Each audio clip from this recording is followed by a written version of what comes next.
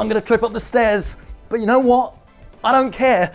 It's here. I cannot tell you how long we have been waiting for this day. The ultimate gaming monitor, but this time in OLED flavor. Inside this box is the brand spanking new monitor from Alienware, and one that uses quantum dot OLED technology. Turn heads with the remarkable Corsair iQ 5000T RGB. With 208 individually addressable RGB LEDs, 3 LL fans, and a dedicated USB controller for both fan speed and lighting, the iQ 5000T is your surefire way to get the PC build of your dreams. It's spacious, full of airflow, and incredibly easy to build in. Get yours today with the link below. So you might be thinking to yourself that OLED isn't particularly new, but the thing is, in terms of OLED monitors, we've just not really seen them because they've not really been suitable, not only in terms of the technology, but also in terms of the screen sizes and the cost. I mean, I think the last one I saw was from Sony, and this was like £30,000. Although I think LG did make one a few years ago. It was still ludicrously expensive, but I guess it was getting better. And then of course the other thing, and arguably the big question in all this, what on earth is QD-OLED? OLED you've almost certainly heard of by now. It stands for Organic Light Emitting Diode. And in a nutshell, this means that rather than having to add a traditional backlight with LEDs or even LCDs if you go a little bit back in the day, the panel itself will produce all of the brightness that the screen needs.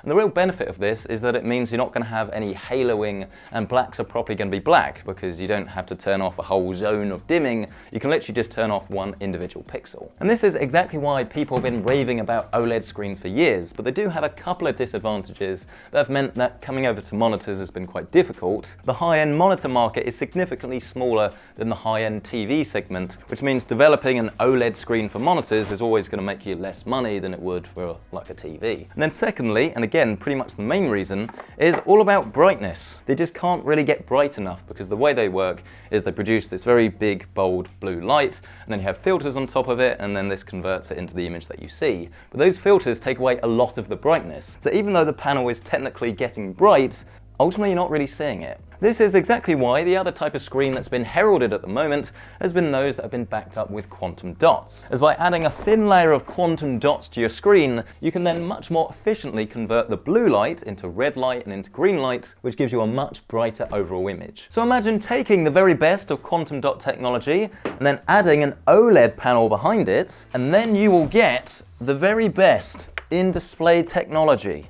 Today, in a kick-ass gaming monitor. So yeah, this is definitely a pretty big deal. And the thing for me that actually makes this very, very impressive is that the price of this isn't extortionate. We've seen some pretty mental monitors come out over the last few years. Some of them have been over £3,000. But this very big monitor is actually quite competitive with some other 34 inches, because this comes in at the time of filming for around about £1,099. Still a lot of money, but not so extortionate that it's only for the mega rich. I guess it's just for the wealthy. So here we go then. Here is our QD-OLED Alienware monitor. And it has that brilliant looking design language that we know and have come to love. I think 34 inches is probably the right size for most people. It always annoys me ever so slightly because I'm so used to using a 38-inch one, but I'm clearly just a spoiled brat and this is a far more practical size. It's a G-Sync Ultimate rated display, which doesn't really mean as much as it used to, but this is actually rated as Display HDR 400 True Black, which is not the same as HDR 400 because this is an OLED panel, so you're going to get more contrast. I think it's up to 1,000,000 to 1 contrast on this, and it should hit a maximum peak brightness of 1000 nits. But the fact that it's not rated as Display HDR 1000 probably means that it can't sustain that brightness for very long, but that is something we're about to test. I'm excited. So let's remove our old Alienware ultra-wide. But it's still actually more expensive than the OLED one because this has got a slightly higher resolution. And then let's replace this with the new one. It's all very standard. It's just a kettle lead and then DisplayPort 1.4. But of course, to unlock the full refresh rate, that I think is 170 Hertz, you will need a graphics card that supports display stream compression. Okay, and there is our new monitor. And it is a slightly smaller screen size, but immediately that color volume just hits you. That is very, very punchy. And this is probably going to sound a little bit like I'm making it up, but the perceived resolution is actually slightly higher than you'll find on other 3440 by 1440 monitors because the way OLED works, and it almost fools your brain a little bit into thinking the pixel density is higher than it is. It is still really good, and this is the best resolution for gaming, but obviously it's not 4K and it's not the 3840 by 1600 that I was using on the last display. Here is our shiny new monitor. It is curved, so you are going to catch a few reflections. You can see the studio lights there doing its thing, but actually it's not really too bad. It is a more glossy type panel. Well, maybe that's a little bit of an exaggeration. It's almost like a hybrid between matte and glossy. This isn't the only setup upgrade I'm doing today, by the way. CableMud have just sent me these, which if we open it up, are only some custom cables to replace these. This is gonna make my setup look so clean, but I do think this is almost like the pinnacle of your hobby's gone too far. Best thing I've ever done, or needlessly overkill? Let me know. But anyway, back to the reason for the video, the monitor itself. It definitely stands out from the others that I've put on my desk, and I've seen a lot over the years. It's defaulted to 60 Hz, but already you can see the response time of this thing is ridiculous. 0.1 millisecond gray to gray response time. That is insane, and that is enabled from the OLED technology. So this is gonna mean that all the motion that you're gonna see on screen is gonna look a lot better. And obviously, bearing in mind this is a gaming screen, I think that's a pretty big deal. There is the tiniest bit of trailing ever. Like, you can still see that the text is moving and it's not perfect. I don't think your eyes can keep up, but there's just no ghosting there whatsoever. Let's try out some gaming, shall we? With some Apex Legends. I always get way too close to the camera and I just don't think you guys appreciate it. Again, it's not like there's no motion blur at all. This is gonna depend on the frame rate that you have, of course. We are gonna pretty much max out this display as we're using an RTX 3080. But there is no doubt that this is much sharper than pretty much every other gaming monitor I've used. I suppose really the frame rate is going to be the limiting factor,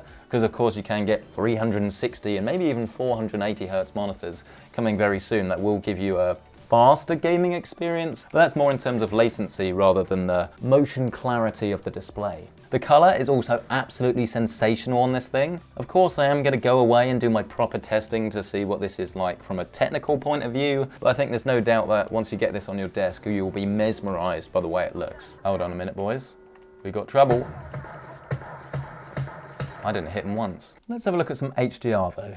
And here we are, in a very bright looking city, actually, surprisingly. Again, remember, this is not going to be the absolute brightest monitor that you can possibly get. The idea of this is that it is going to combine the best of OLED, so your super dark blacks, high contrast, but then with the added brightness that you get from the quantum dot technology. And yeah, that does look pretty incredible, actually.